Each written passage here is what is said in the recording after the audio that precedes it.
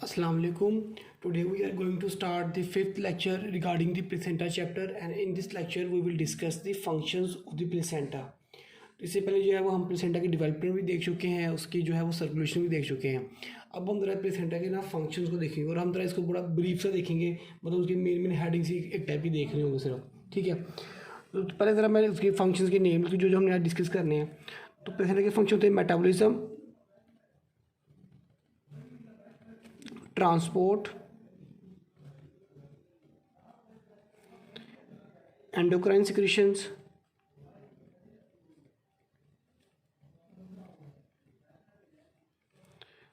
Protection and the excretion. तो ये है फंक्शन जिनको आज हमने डिस्कस करना है प्लेसेंटा के। तो सबसे पहले हम मेटाबॉलिज्म को देखते हैं कि प्लेसेंटा में मेटाबॉलिज्म का फंक्शन क्या है।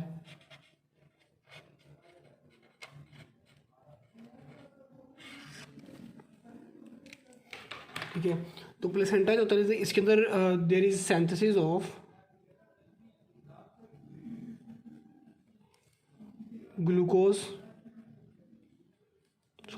ग्लाइकोजन,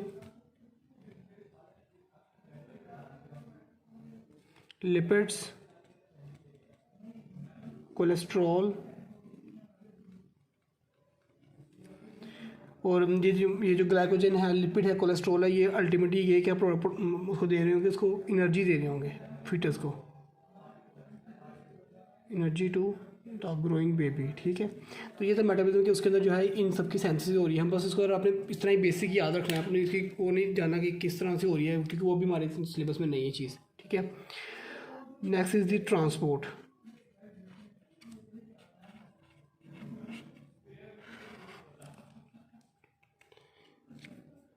तो ट्रांसपोर्ट जो यहाँ पे हो रहा था ना, ट्रांसपोर्ट के डिफरेंट, इस तरह हमें ये ऊपर पढ़ के ना इसे पहले मेन है, इस तरह ट्रांसपोर्ट में जो डिफरेंट मेथड्स हैं ट्रांसपोर्ट के प्लेसेंटा में, तो उसमें आ रहा होता है जी सिंपल डिफ्यूजन,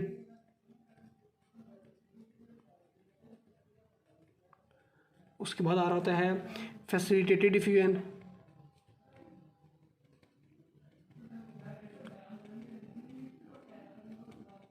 इसके जरिए प्लेसेंटा में ट्रांसपोर्ट हो रहा होता है मटीरियल्स का।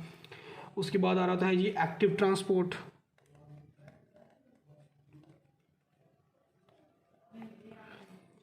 और फिर आ रही होती है जी पिनोसाइटोसिस, या मतलब जो एक्सोसाइटोसिस टाइप। तो ये सारे ट्रांसपोर्ट के मैकेनिज्म है जिसके जरिए प्लेसेंटा में ट्रांसपोर्ट हो रहा होगा। अब जो है वो हम वन बाय वन देखते हैं कि कौन सी चीज़ किसके जरिए ट्रांसपोर्ट हो रही है। ठीक है ना, तो सबसे पहले ट्रांसपोर्ट आता है ट्रांसफ़र ऑफ या ट्रांसपोर्ट ऑफ गैसेस, कि जी गैसेस जो है ना, अब गैसेस में कौन सी प्लेसेंटा में आएगी, like the oxygen, carbon dioxide, carbon monoxide. तो they will cross the placenta by diffusion, simple diffusion. तो ये गैसेस का ट्रांसपोर्ट सिंपल डिफ्यूजन के जरिए हो जाएगा। ठीक है, उसके बाद होता है जी न्यूट्रिशनल सब्सटेंसेस का ट्रांसफ़र, न्यूट्रिशनल सब्सटेंसेस। तो ये जो न्यूट्रिशनल सब्सटेंसेस है ना, इनमें जो अगर देखिए जो मेन न्यूट्रिएंट्स कौन से हैं, तो उसमें जो मेन जिस चीज़ को जानते हैं वो वाटर है। तो वाटर का ट्रांसपोर्ट हो रहा है जी सिंपल डिफ्यूजन से। ठीक है, उसके बाद है जी ग्लूकोज, जो कि फीटस को जाना चाहिए। तो ग्लूकोज का ट्रांसपोर्ट हो रहा है फैसिलिटेटेड डिफ्यूजन से, फैसिलिटेटेड डिफ्यूजन। मतलब किस तरह से होता है, मतलब आपको पता है कि फैसिलिटेटेड डिफ्यूजन हम पढ़ चुके हैं कि इसमें हमें चाहिए होती है कि कैरियर प्रोटीन चाहिए होती है, एनर्जी नहीं चाहिए लेकिन कैरियर प्रोटीन। तो यहाँ पे फैसिलिटेटेड डिफ्यूजन के अंदर जो कैरियर प्रोटीन होती है वो होती है GLUT1, GLUT1 प्रोटीन, ये होती है कैरियर प्रोटीन। और ये प्रोटीन है, this is insulin dependent, insulin dependent. तो इसके ज़रिए जो है वो ग्लूकोज ट्रांसपोर्ट हो रहा होता है इसी प्लेसेंटा से। ठीक है, उसके अलावा और भी डिफरेंट न्यूट्रिएंट्स जो हम उनको देख लेते हैं, लाइक द कोलेस्ट्रॉल। ठीक है, उसके बाद अमाइनो एसिड्स क्रॉस करेंगे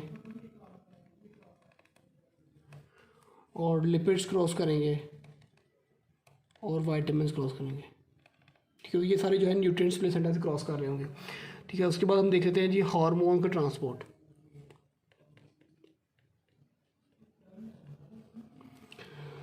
तो हार्मोन्स के ट्रांसपोर्ट में है जो है ना अनकॉन्जुगेटेड स्टीरॉयड हार्मोन्स, वो तो इजीली क्रॉस कर देते हैं।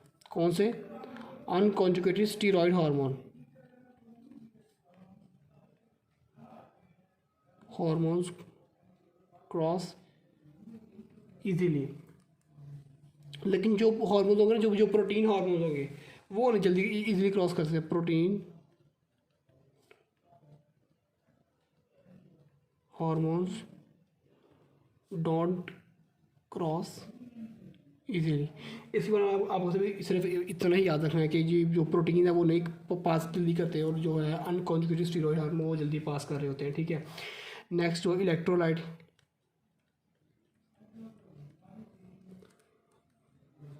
तो ये जो इलेक्ट्रोलाइट्स ना दे कैन क्रॉस फ्रीली ये मूव कर देते हैं, इनके ऊपर कोई रिस्ट्रिक्शन नहीं होती, जो भी होगा इलेक्ट्रोलाइट वो मूव कर जाएगा, ठीक है। फिर हम देखते हैं transport of the maternal antibodies and the proteins. Maternal antibody and proteins.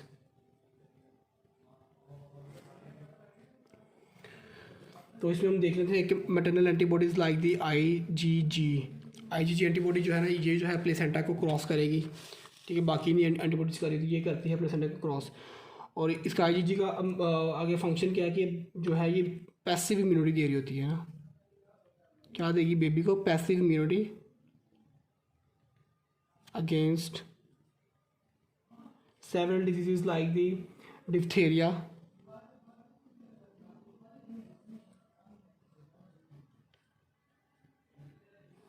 And small pox. तो इनके जो अगेंस्ट है ये उसको बेबी को जो है वो इम्यूनिटी दे रही होगी। और उसी के साथ ये जो आईजीजी है ना, इट्स क्रॉसिंग जो प्लेसेंटा क्रॉस का स्टार्ट करेगी, तो जो उसका क्रॉस होगा ना प्लेसेंटा से cross begin eight 16th week के ऊपर जो है ये स्टार्ट होगा, और इसका जो क्रॉस है एंड मैक्सिमम एट 26 वीक, और 26 वीक के ऊपर जो है इसका क्रॉसिंग जो प्लेसेंटा है वो मैक्सिमम हो चुकी होगी, मैक्सिमम ये क्रॉस कर रहा होगा, ठीक है। ये तो हमने देख ली मैटरनल एंटीबॉडीज। फिर मैटरनल प्रोटीन कौन सी जो क्रॉस करेगी? लाइक इसमें आ जाती है ट्रांसफेरेंट प्रोटीन। तो इसकी मतलब फिटनेस में जाके इसका काम क्या होगा कि ये जो है आयरन को लेके जाएगी एम्ब्रियो तक, कैरीज आयरन टू एम्ब्रियो, क्योंकि ट्रांसफर आपको पता ही है कि आयरन को क्रॉस कर रही होती है, ठीक है। सॉरी, आयरन को ट्रांसपोर्ट कर रही होती है। उसके बाद हम ट्रांसपोर्ट देख लेते हैं, ट्रांसपोर्ट ऑफ द ड्रग्स। तो जो है ना जो भी ड्रग्स मदर लेगी ना, तो वो इसके प्लेसेंटा का क्रॉस करेंगे और वो बेबी को इफेक्ट कर रहे होंगे, ठीक है ना। तो ये जो है ये drugs cross placenta and cause birth defects. और ये जो है ये प्लेसेंटा को क्रॉस करके और ये बहुत से बर्थ डिफेक्ट्स कर रहे होते हैं। वो जो है हम बर्थ डिफेक्ट के चैप्टर में डिटेल में पढ़ेंगे। भी आपको सिर्फ यही पता होना चाहिए कि जो ड्रग्स है ये क्रॉस कर जाते हैं और ये बर्थ डिफेक्ट्स कर रहे होते हैं। और ये क्रॉस करते कैसे हैं? क्रॉस बाय सिंपल डिफ्यूजन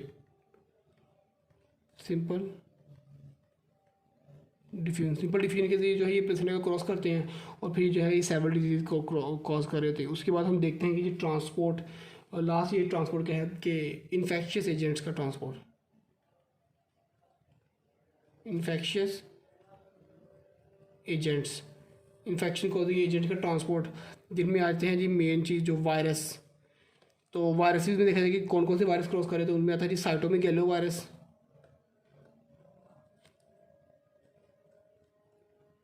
ठीक है। उसके बाद आता है जी मीजल्स का, then herpes virus, then the पोलियोमिलाइटिस,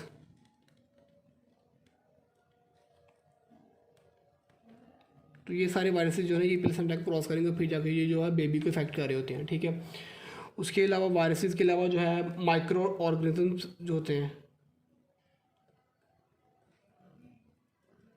like the bacterias. तो ये माइक्रो ऑर्गेनिज्म ये मोस्टली क्रॉस नहीं कर पाते, ठीक है, लेकिन कुछ ऐसे हैं जो क्रॉस करते हैं, वो मैं यहाँ पे लिखता हूँ जो क्रॉस कर रहे होते हैं। उनमें था जी ट्रेपोनिमा पैलेडियम, ट्रेपोनिमा पैलेडियम और टॉक्सोप्लाज्मिक गोंडी, प्लाज्मिक गोंडी। ये जो Treponema palladium it causes a syphilis और टॉक्सोप्लाज्मिक Gondi it causes toxoplasmosis.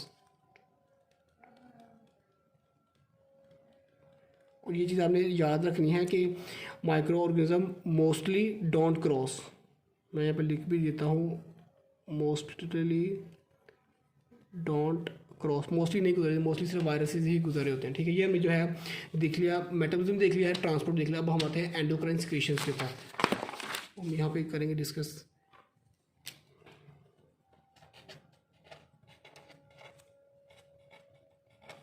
Endocrine secretion,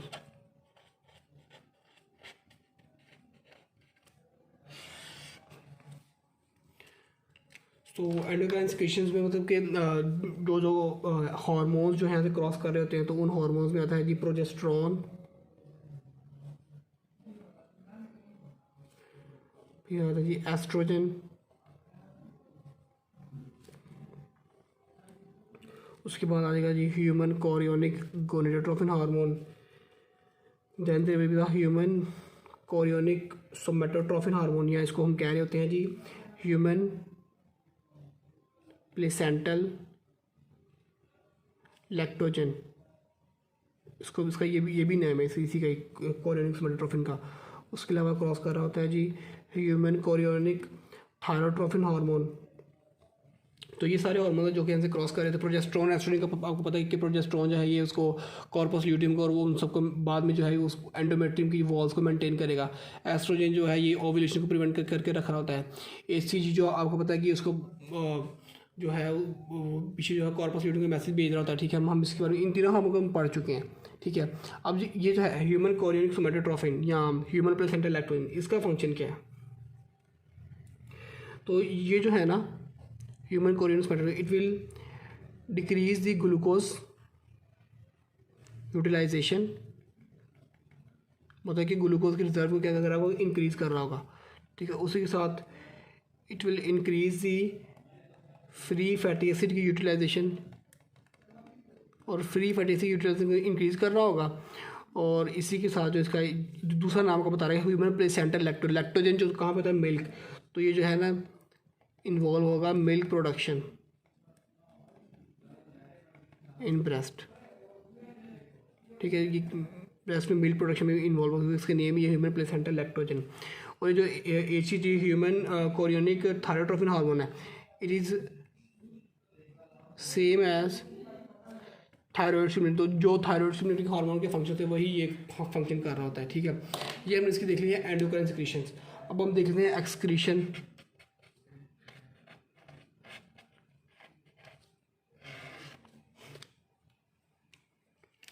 तो अभी प्लेसेंटा के जरिए जो है यूरिया एक्सक्रीट हो रही होती है, बिलिरुबिन एक्सक्रीट हो रहा होता है, और एक्सेस वाटर जो वो भी जो है वो एक्सक्रीट होता है फीटस से, वो मदर में आया था और वहाँ से फिर जो मदर के सिस्टम से एक्सक्रीट हो जाता है, ठीक है। तो ये कुछ एक्सक्रीशन थी। अब जो है हम एक जो है वो क्लिनिकल देख लेते हैं ये प्लेसेंटा के ट्रांसपोर्ट के रिगार्डिंग ना एक क्लिनिकल कंडीशन देख लेते हैं। समटाइम क्या होता है कि जो फीटल ब्लड होता है ना, it is passed to the maternal blood by some micro tears in the placenta. क्या होता है, sometime fetal blood is passed to maternal blood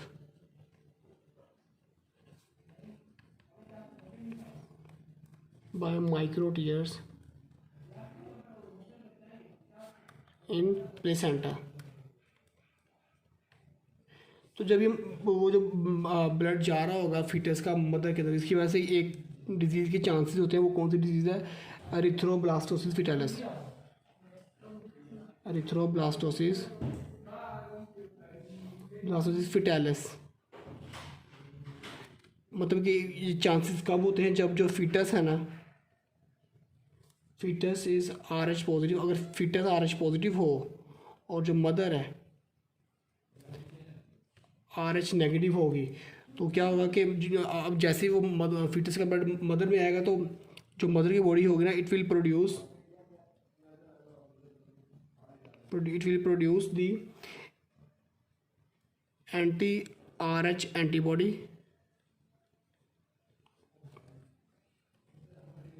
which will cause hemolysis in fetus।